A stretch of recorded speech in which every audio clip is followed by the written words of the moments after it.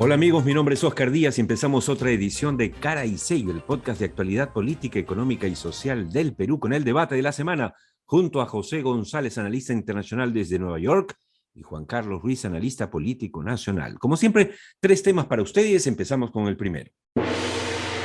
Dina en la mira. La Subcomisión de Acusaciones Constitucionales declaró la procedencia de 3 denuncias por probable infracción constitucional de la vicepresidenta y también ministra Dina Boluarte. O sea, vuelven a la carga. En el podcast hemos tocado este tema hace 3 semanas. Parecía que la última semana la gente que no había ido además a la comisión como que quería blindarla, pero han resucitado el tema y por mayoría está aprobada en esta subcomisión. Como sabemos, después pasa a la permanente y después al pleno. Nada está dicho, sin embargo, Juan Carlos y José González, pues nada, sí es un tema importante porque estamos hablando de la primera vicepresidenta del Perú que en caso de una vacancia o renuncia, lo que fuese, de Pedro Castillo, tendría que asumir, pero al no existir ella, si es que se le efectivamente inhabilita finalmente, no solo como ministra, sino como vicepresidenta, estaríamos pasando de frente a la presidencia a las manos hipotéticas del presidente del Congreso o el designado del Congreso. ¿Es así, Juan Carlos Ruiz? Es correcto, en ello radica la importancia de tener tan vulnerable a la vicepresidenta en esta situación, ¿no? Ahora, recordemos que el proceso todavía es largo, no es que sea tan express como parece. Lo que se acaba de aprobar, como bien tú dices, es la procedencia de las 3 denuncias, es la calificación de las denuncias. Esto tiene que pasar a la comisión permanente que va a ver si aprueba o no la procedencia de estas 3 investigaciones o cuál de ellas. De acuerdo a eso, regresa a la Subcomisión de Acusaciones Constitucionales para hacer la investigación y presentar un informe final. Y ese informe final regresa nuevamente a la permanente, que si lo aprueba, se elabora, ¿no es cierto?, el informe final para ir al pleno a una votación.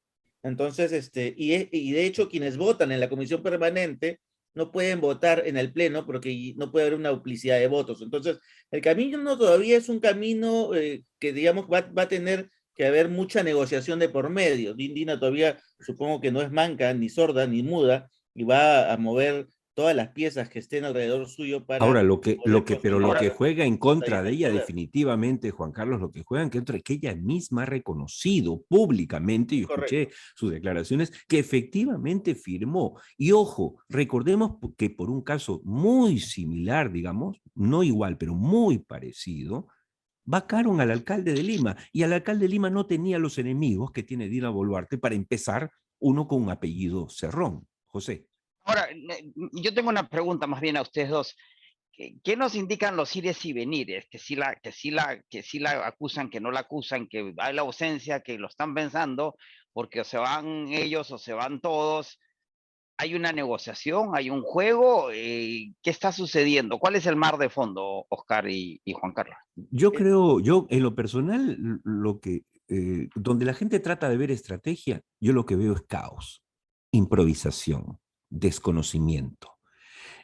Recordemos que en este momento ya tenemos como 14 bancadas en el Parlamento, 14. O sea, y la propia bancada, entre comillas, oficialista ya se partió en 4. Entonces, en lo que vemos es el fruto del caos. Yo no veo ninguna planificación, Juan Carlos, no sé tú. Pero yo sí, pero discrepo a pesar del caos y de la fragmentación, existe una racionalidad de todas maneras. Es decir, incluso el caos social o lo que vemos como anomia tiene sus racionalidades de sobrevivencia, de subsistencia, de criminalidad. La criminalidad es caótica, pero tiene racionalidad también. Hay que descubrirla.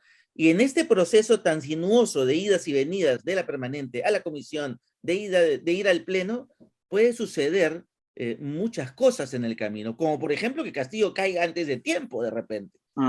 ¿No? Entonces hay muchos factores o muchos elementos que están en el escenario. Tenemos un Castillo muy débil que a pesar de que sube 3 puntos en la última encuesta, se le siente cada vez más débil en términos de los aliados políticos. Tiene a Cerrón iniciando una batalla campal para vacarlo como sea, como dé lugar porque se está vengando de él, y tienes un Castillo a como dé lugar, tratando de sacar a todos los funcionarios que ha puesto en esos sectores de los cuales ha sacado a sus ministros.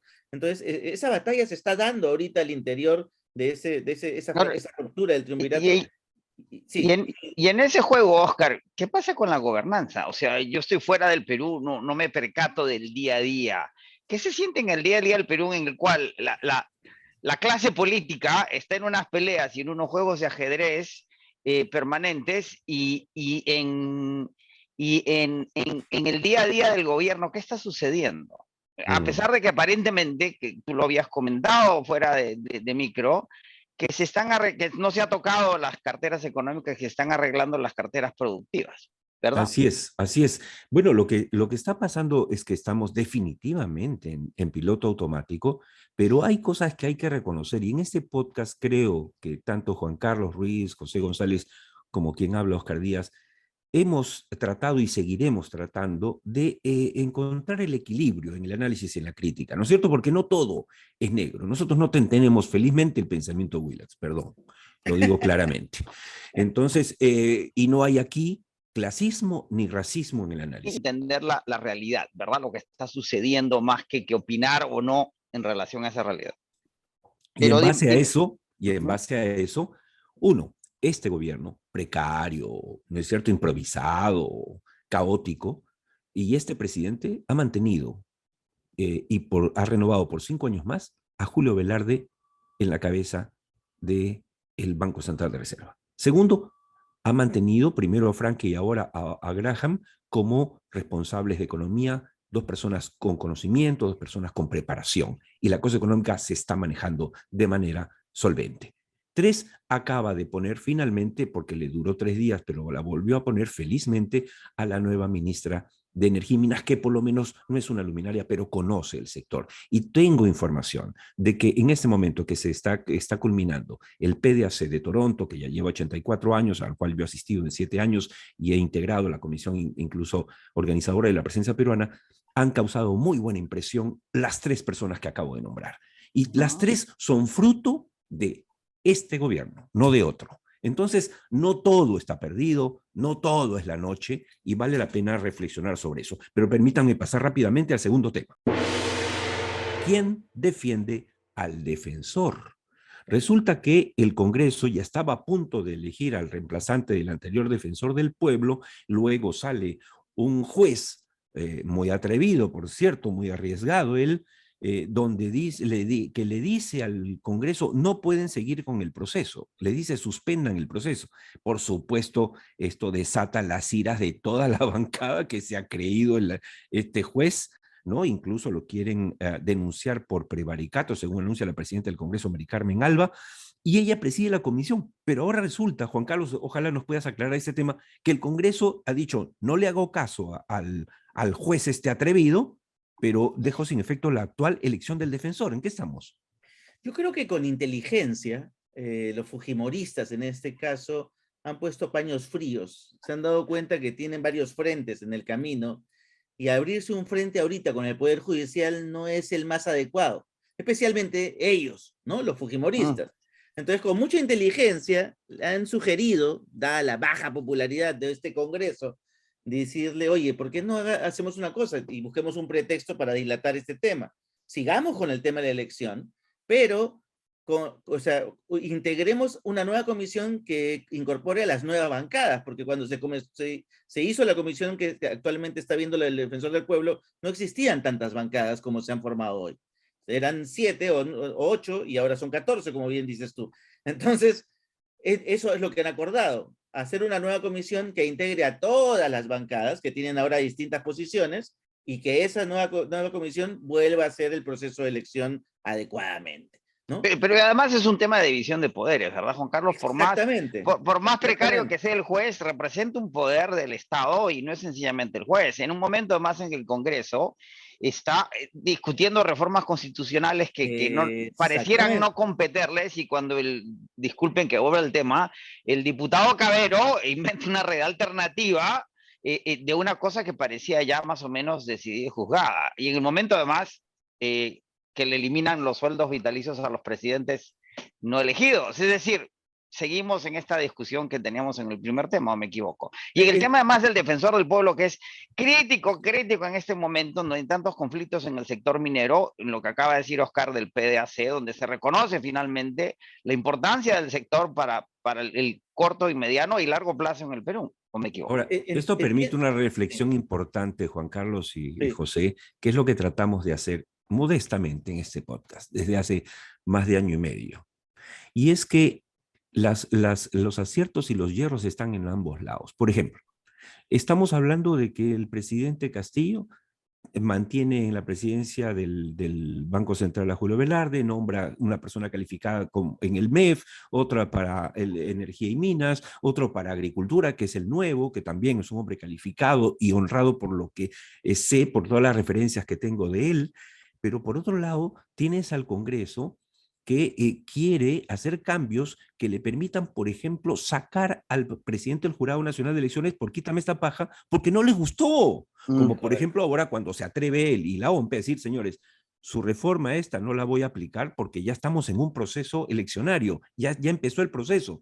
Y entonces ellos indignados dicen, ¿y ahora qué hago? Bueno, vamos a cambiar la Constitución para poder sacarlos. O sea, lo que critican al otro lado, lo hacen ellos. Por eso es que la gente no sale a las calles con las, ¿no es cierto?, con las antorchas para quemar a Castillo, porque al otro lado está este Congreso impresentable. Pero lo interesante es que retroceden, ¿no? Por lo menos en el defensor han retrocedido porque hay evidentemente una... Lo cual confirma que todo no está perdido, que hay que seguir luchando, exacto. Y hay que seguir presionando para que justamente en el tema de la reforma se hagan los ajustes adecuados y no la barbarie que puedan querer. Es decir, yo también, claro, si yo tengo esa acumulación de votos, voy jugando con los votos a ver qué salgo. Y hay una lección histórica reciente, Juan Carlos, que es la de Merino. Yo creo que tanto el Ejecutivo como el Legislativo están asustados, no sea que esta cosa me reviente en la nariz y mejor me cuido, más aún cuando no pasamos en el repechaje al Mundial de Qatar, ¿verdad? Y tratando de rescatar cosas positivas también del Congreso, porque las tiene, sinceramente, en lo personal, esto de eliminar la pensión vitalicia a los presidentes accesitarios me parece bien, porque en realidad lo que se supone además que es la esencia de la norma constitucional es premiar, digamos, reconocer en esta pensión vitalicia a alguien que participó en una elección democrática abierta y la ganó, y ganó limpiamente. Entonces, si ha ganado ese sitio, nos guste o no, o termine siendo un Toledo, o termine siendo un García, que en paz descanse, perdónenme, pero es así. Con pero eso nos vamos... pero además, Oscar, que habría que pedirle como requisito que acaben sus mandatos, ¿no? Porque ninguno de los tres que está pidiendo acabó el mandato, ¿no? Cierto, cierto. Ese sería un buen aporte parlamentario. Nos vamos al último tema. Las lecciones de Gareca. Todo peruano bien nacido, no digo que los otros sean mal nacidos, pero la mayoría, digamos, que ve el fútbol y lo vive, porque tengo un hijo, por ejemplo, chico brillante, pero que no tiene la menor idea ni le interesa el fútbol, está bien, así es él, así debe ser, pero los peruanos en general vivimos, sufrimos, hay incluso un poema de Ribeiro que habla de la frustración, del dolor, y dice que no hay tristeza peor que la tristeza, que uno conoce la tristeza cuando ha perdido, por ejemplo, en el fútbol. Lo dice Ribeiro. Entonces, ¿qué pasa? El Perú estuvo a punto, todos creímos, la verdad, que ya estábamos en el Mundial, que el lunes le pasamos por encima con 3 goles por lo menos a Australia, y como todos sabemos, perdimos por penales, efectivamente por un penal, pero perdimos y no llegamos. Pero la idea a esta altura, Juan Carlos y José, es simplemente compartir quizá lo que para ustedes y para mí podrían ser las lecciones de esta era Gareca, con Gareca que posiblemente esté terminando hoy. Juan Carlos. Yo creo que hay tres grandes lecciones de este periodo, de estos 7 años que Gareca ha estado a cargo de la selección. Uno, la continuidad, ¿no? El hecho de que agarres una selección precaria, dicho sea de paso, porque no era una gran selección, Así es. la organice, descubra los egos, le levante el ego a los jugadores, los haga jugar en equipo y los organice. Es una primera gran enseñanza de estos 7 años con Gareca. La segunda es tener una idea y un plan y insistir en esa idea hasta el final. Gareca murió en su ley, murió en su plan táctico, perdió, pero a veces se gana, a veces se pierde. En este caso le tocó perder y sí, pues se equivocó. El técnico australiano planteó mejor el partido y esta vez le ganó. Pero bueno, él murió en su ley, pero gracias a esa idea y a ese plan tuvo los logros que tuvo en esos 7 años. Pero lo tercero, y creo que es la enseñanza más importante, es que sabe en qué momento irse. Porque yo creo que no va a renovar con Perú. O sea, Gareca es consciente de la precariedad de nuestro descentralizado, digamos, del Así campeonato es. local. Además, Es la mitad del consciente, equipo ya se va, se jubila. así es consciente de la precariedad de que no hay nuevos jugadores, de la precariedad de la Federación Peruana, que es otra expresión de la informalidad en el poder, en este caso del fútbol peruano, y él sabe que acá mucho futuro no va a tener en los próximos 4 años, así que yo creo que va a buscar nuevos aires, más que Buenos Aires, en ese futuro. Así Pero es. es momento, saber cuándo renunciar y cuándo salir. Sí, sí, hay que saber cuándo llegar y cuándo irse. José, ¿algún comentario final sobre lo que deja Básicamente, Gareca? en inglés se dice, si te dan limones, haz limonada, que es lo que hizo Gareca. Él trabajó con lo que tenía y capitalizó básicamente identidades y afectos, que es como se construye nación. La nación se construye a través de simbolismos, el poder se ejerce a través de simbolismos, por aquello que no solo el pan vive la gente, y por aquello que mencionabas de Ribeiro y las emociones que genera la identidad, que ha sido el gran marcador del Perú de los últimos 20 o 30 años, en que al reconocer nuestra identidad vía cosas tan sencillas como la cocina peruana, aquello que consumimos todos los días, podemos construir un país mucho más valioso que el que teníamos, y no despreciar el país que tenemos y el que puede ser, y pensar siempre en el largo plazo, que es lo que deberíamos empezar a trasladar al manejo de lo político. No, en la política hay adversarios, no hay enemigos. Y tenemos lo que tenemos porque es lo que tenemos y refleja lo que somos. Y en la medida que no estemos dispuestos a mejorarlos y entendernos entre todos, para llegar a objetivos comunes, lo que vamos a hacer es seguir postergando un futuro que nos merecemos y que tarde o temprano va a llegar. Y lo importante es no, que sea más temprano que tarde y no nunca. Totalmente de acuerdo. Finalmente, yo creo que, en resumen, Gareca le puso reflectores a una verdad de perogrullo. Cuando los peruanos estamos juntos, somos capaces de grandes cosas. Así que gracias, señor Gareca, gracias, Juan Carlos Oblitas, y gracias al equipo por lo que nos hicieron vivir estos 7 años y porque nos permitieron soñar nuevamente, sobre todo a quienes sabíamos, a las nuevas generaciones, pero a quienes también vivimos, ¿no es cierto?, las épocas de los cubillas y de los cuetos, y que la verdad es que dio mucho gusto verlos en esta fase. Solamente comparto con ustedes, para terminar, las lecciones de la derrota peruana del domingo, en mi modesto ver. 1, nunca des nada por sentado, nunca. 2, olvídate de la suerte, trabaja duro. 3, sé humilde, sobre todo cuando te va bien. Y 4, recuerda que el éxito es una escalera cuyos peldaños son los fracasos. No lo olvides. Gracias a José González y Juan Carlos Ruiz por sus opiniones siempre bien informadas. Oscar Díaz les dice también gracias por acompañarnos en Cara y Sello, el podcast de actualidad política, económica y social del Perú. Recuerden que nos encontramos en cualquier momento en Spotify, iTunes o también en YouTube.